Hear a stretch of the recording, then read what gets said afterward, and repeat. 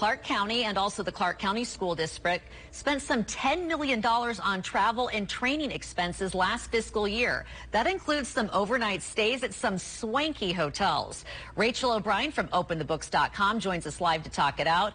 This is interesting, Rachel, because I think how much money do you need to spend when it comes to education and doing a little research, but you have the numbers. What have you found? Yeah, so Clark County spent $2.5 million on its travel. It's $500,000 more than the year before. So things like airfare, lodging, registration fees, other travel. The DA's office spent the most, almost $700,000, followed by family services, the fire department, and IT. The county's records are lacking detail. It's unclear what much of the spending was for specifically.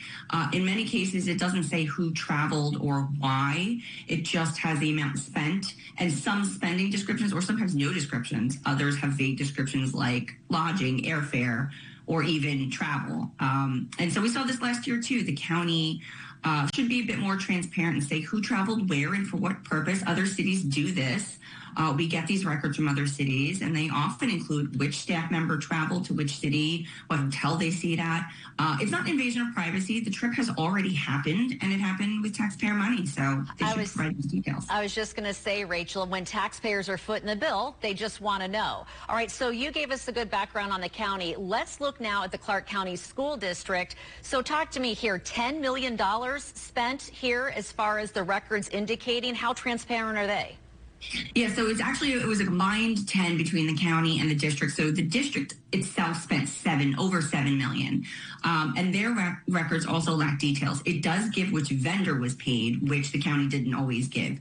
So it would say the Hilton or United Airlines for the school district, but it doesn't give any details, again, on who traveled or for what purpose. So we can see that the district spent almost $2 million on airfare, $1.8 million on airfare, $1.5 million went to Southwest, and then you have $200,000 at Delta, United, American, at least $450,000 on charter buses. So they're driving a lot of places. But then you have, hundreds of thousands of dollars at hotels, individual hotels, Marriott, Hilton, and Hyatt. That makes sense. You do see conferences. But then you also have the 5-star Ritz-Carlton and the 4-star Crowne Plaza, combined almost $20,000 at those hotels. Your viewers might remember, we talked about this last year, the Review Journal, Las Vegas Review Journal reported that the district sent a group of 17 recruiters to Miami Beach. They stayed at a beachfront hotel. That trip cost $37,000, and no one was hired from that trip. And so that's why this raised eyebrows among lawmakers and the public. It's important to see how the district's spending this money. So all the travel records should be made available to the public. You shouldn't have to request specific people. The district asked us to request specific people, and we said, no, we want to see the entire district spending.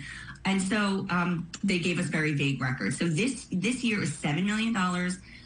Last year, it was just over $4 million. So it would be nice to see exactly why that additional $3 million was spent.